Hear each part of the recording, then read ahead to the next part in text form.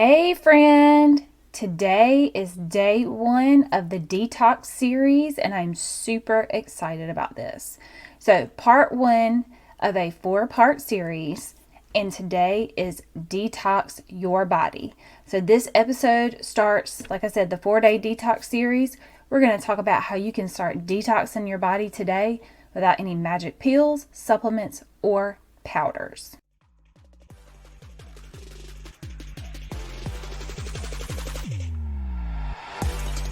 Hey Mama, welcome to Functional Medicine and Faith. I'm Jennifer Coble and I'm a nurse practitioner, certified functional medicine practitioner, boy mom to 3, wife, Uber driver, lunchroom lady, cleaning lady, dog walker, and much more. And I have a twang because I'm from Georgia. If you're here, it's probably because you're looking for a different way to treat your mental, physical, emotional, and spiritual health. Here on the show, we talk about all things functional medicine, faith, and everything in between. So if you're ready to go against the grain and reach your optimal health, raise your hand and say present and accounted for, because it's about to go down.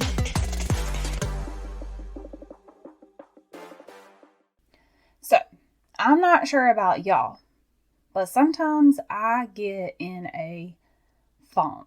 Like, don't want to do the laundry, don't want to get up out the chair.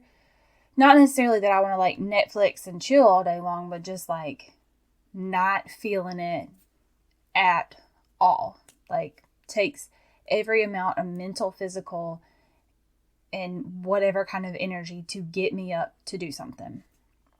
So when this happens, I know something's off. Like, something's off. I don't know what exactly it is, but something's off. And so I evaluate different areas in my life to see what it is. So things like the food that I'm taking in, my relationships, whether it's with my husband, whether it's with God, whether it's with my family or work relationships or whatever. Am I still walking in my calling? Am I still doing what God called me to do? So those are different areas that I like look into and see like what might be causing this like funk. So I know many of you get into a funk. When I say funk, I say quotations, whatever you want to call it. Bad mood, depressed mood. For me, it's just a funk. But you know something is off and you just can't quite put your finger on it. So this series is focused on helping you change certain things, habits, processes in your life so you can pinpoint that thing that is off and feel your best. So go ahead, grab a pen, piece of paper, and get ready because we are about to go through all of the things that I personally evaluate, and hopefully you can implement this into your life also. All right, so step 1, and this, y'all, is so, you know it like the back of your hand, you've heard it all the time, but it is essential, is to drink more water. Drink more water. It sounds so simple. But dehydration can have like the worst effects on your body, mentally, physically, emotionally. So, number 1, drink your water. Why? Well, because hydration keeps your cells working at their best. And that means that our hormones can work optimally, our metabolism can work optimally. We're giving it the environment, our body the environment that it needs to work the way God intended it to. Another reason is because water flushes out toxins and waste from our body, and it helps transport nutrients from one place to the other. Again, helps our body work the way God intended it to. Also, water is a natural lubricant. Now, this may be a little awkward for y'all, but I talk about stuff like this all the time. So, it keeps our stools soft, helps with bowel movements. Y'all know how you feel when you get constipated. You feel like bleh. So you don't hold your stool longer than normal, and then your body is exposed to more toxins in your stool if you hold it longer than you need to. So water does a lot of things. So another thing that I evaluate is my vegetable intake. So for me, personally, I don't love salads. I'm not a salad person. I never really have been. I've tried to be, but anyway, So I do, and have been for a while, use the crowding out method when it comes to my vegetable intake. So that means I put in more sweet vegetables like sweet potatoes, butternut squash, English peas, and carrots. Now, by increasing your sweet vegetables, you're still putting vegetables on your plate, and you're still getting all the nutrients that you need, and you're adding in more good stuff, and you're like, well, okay, it's not that bad. And then you can put like a little dab of greens on the side if you want to. So, increase in sweet vegetables. This helps you get your vitamin A, vitamin C, vitamin B6, vitamin E, K, manganese, the beta carotene, fiber. So that's the first thing I do is increase my sweet vegetables, because y'all, you walk into the grocery store and the processed foods are calling your name sometimes, and the sweets call my name. They know my full name. But anyway, and the best way to cook, personally for me, the best way to cook sweet vegetables is to roast them. It brings out the flavor, and it is so good. It makes them more sweet, and that's without adding like natural sugars or processed sugars. All right, the third thing that I do to detox my body is increase my leafy green vegetables. Y'all, I said I wasn't a greens person, and I'm not. So I've had to get creative. And one of the things that I do is do quiches. And that's just, eggs, vegetables. You throw some spinach in there, like you saute it, throw it in there. You don't even taste it. You literally don't even taste it. Recently, and I've not been a smoothie person until recently, but I'll throw some into my smoothie, some kale or some spinach. And so why do we want to increase the leafy green vegetables? Well, they have a super high amount of antioxidants.